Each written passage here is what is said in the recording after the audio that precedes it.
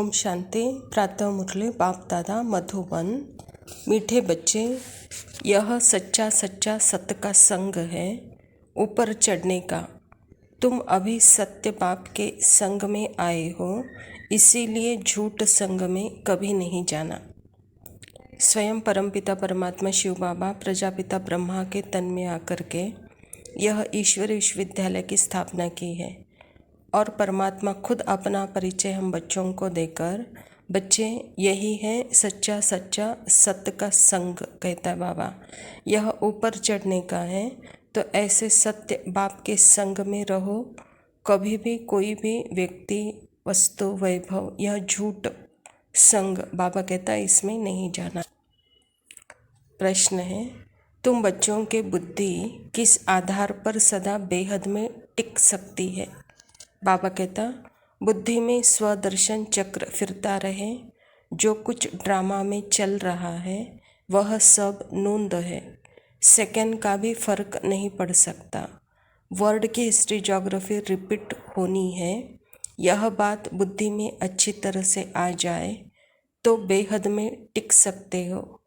बेहद में टिकने के लिए ध्यान पर रहे कि अब विनाश होना है, हमें वापस घर जाना है, पावन बन करके ही घर जाएंगे। परमात्मा पिता हम बच्चों को कह रहे हैं कि बच्चे, बुद्धि किस आधार पर बेहद में टिक सकती है? पहले तो यह निश्चय चाहिए कि मैं आत्मा हूँ, तो यही है स्व का दर्शन। दूसरा, मैं आत्मा इस सृष्टि नाटक चक्र में आई हूँ, तो यह नाटक अविनाशी है, यह नूंद है, यह फिक्स है। तो सेकंड बाय सेकंड जो कुछ भी होता है यह रिपीट है। तो यह अच्छी तरह से बुद्धि में आ जाए तो बाबा कहता हम बेहद में टिक सकते हैं। हद से अपने आप को निकालकर बेहद में टिकना है। बाबा कहता विनाश के पहले, तो विनाश के पहले पवित्र ज़रूर बनना है, वापस घर जाना है।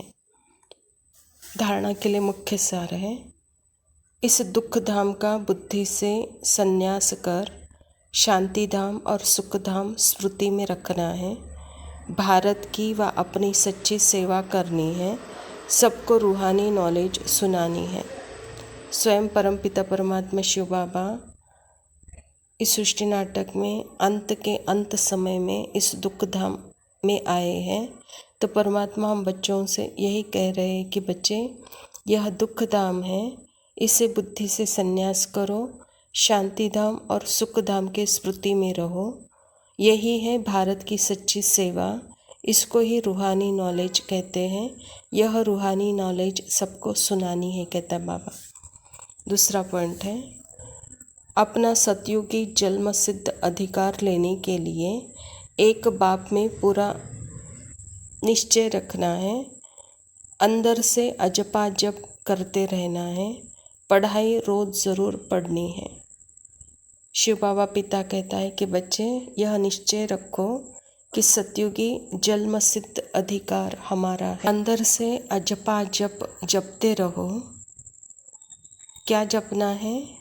मैं कौन हूँ, मेरा कौन है।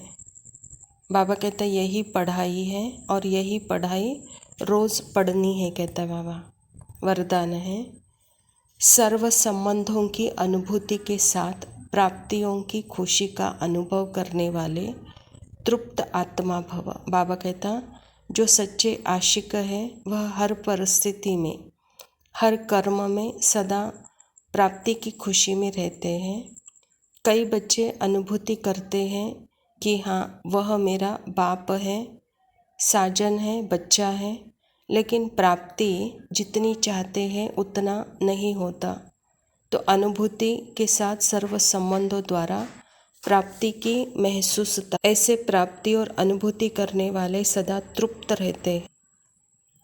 उन्हें कोई भी चीज़ की अप्राप्ति नहीं लगती। जहाँ प्राप्ति है वहाँ तृप्ति ज़रूर। स्वयं परमात्मा पिता इस धरा पर आकर हम बच्चों को अपना परिचय देते हैं। बच्चे, मेरे साथ सर्व संबंधों की अनुभूति के साथ प्राप्ति की भी अनुभूति करो, तब आपको तृप्ति मिलेगी, कहता बाबा। प्राप्ति की महसूसता के लिए सर्व संबंध चाहिए। जब तक सर्व संबंध की अनुभूति नहीं, तब तक प्राप्ति की महसूसता अनुभूति नहीं होगी।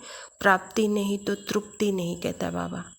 स्लोगन है, निमित्त बनो तो सेवा की सफलता का शेयर मिल जाएगा। अच्छा, मीठे मीठे सिखिलते बच्चों प्रति माता पिता बाप दादा का याद, प्यार और गुड मॉर्निंग। रूहानी बाप की रूहानी बच्चों को नमस्ते। हम रूहानी बच्चों की रूहानी बाप दादा को याद, प्यार और नमस्ते। लव यू बाबा, शुक्रिया। ओम शांति। मिला है जीवन मोती जैसा मन।